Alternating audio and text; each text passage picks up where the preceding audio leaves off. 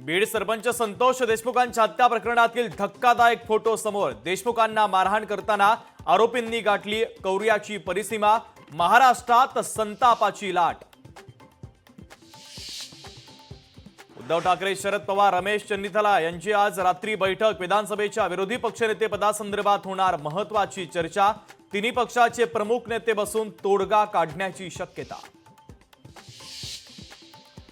रायगडचे पालकमंत्री पदासाठी अडीच वर्षांचा फॉर्म्युला ठरण्याची शक्यता। पहिले 2.5 वर्ष राष्ट्रवादी तर दुसरे 2.5 वर्षांची टर्म शिवसेनेला मिळणार, सूत्रांची माहिती।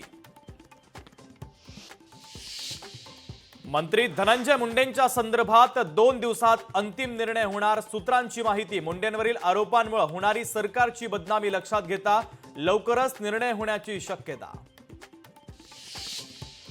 देवेंद्र जोग मारहाण प्रकरणी गुंड गजा मारणीला न्यायालयीन कोठडी तर 3 आरोपींना 6 मार्चपर्यंत पोलीस कोठडी। औरंगजेब उत्तम प्रशासक तर त्याच्या काळात भारताचा जीडीपी 24%। समाजवादी पक्षाचे आमदार अबू आझमींचं वादग्रस्त वक्तव्य। विधान परिषदेच्या रिक्त जागांसाठी निवडणूक जाहीर। विधानसभा निकालानंतर परिषदेच्या 5 जागा रिक्त। परिषदेतील 5 आमदार विधानसभेवर निवडून गेल्यानं जागा रिक्त।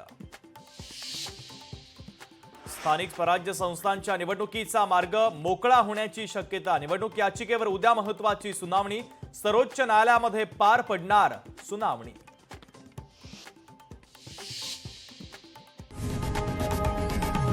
लोकशाही मराठी ऐका, पहा, जागरूक रहा।